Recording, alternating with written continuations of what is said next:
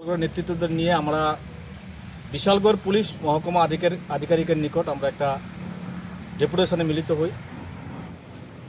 ঘটনা হচ্ছে গতকালকে রাত্রে আমরা শুনতে পাই যে বিশালগড়ের একজন সুপরিচিত এবং সকলের প্রিয় একজন শিক্ষক, ওনার উপর প্রাণঘাতী হামলা হয়। আজকে বিশালগড়ের পরিস্থিতি এরকম জায়গায় গিয়ে ঠেকেছে, এই এলাকার শিক্ষকরা পর্যন্ত তার ন্যূনতম সম্মানটুকু পাচ্ছেন না, বরঞ্চ তাদের উপর আক্রমণ হানছে এই এলাকার কিছু সমাজদ্রোহীরা। এই ঘটনায় প্রমাণ করে যে বিশালগড়ের আইন শৃঙ্খলা, বিশালগড়ের পুলিশি ব্যবস্থা কতটা দুর্বল।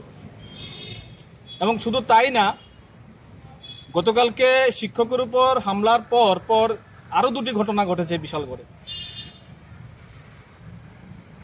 দ্বিতীয়ত ঘটেছে আপনার এই বিশালগড়ের বাইপাস সংলগ্ন সরকার টিলায়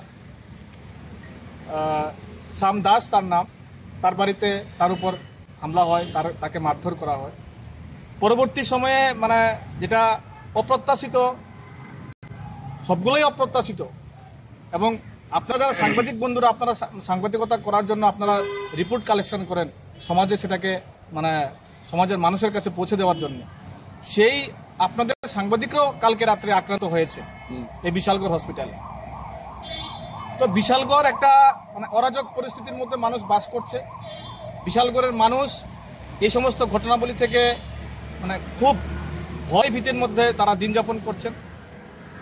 বিশালগড় এলাকার মানুষ শান্তি চায়, তার জন্য আমরা পুলিশ প্রশাসনের কাছে, বিশালগড় পুলিশ আধিকারিকের কাছে আমরা আজকে ডেপুটেশন দিয়ে গেলাম।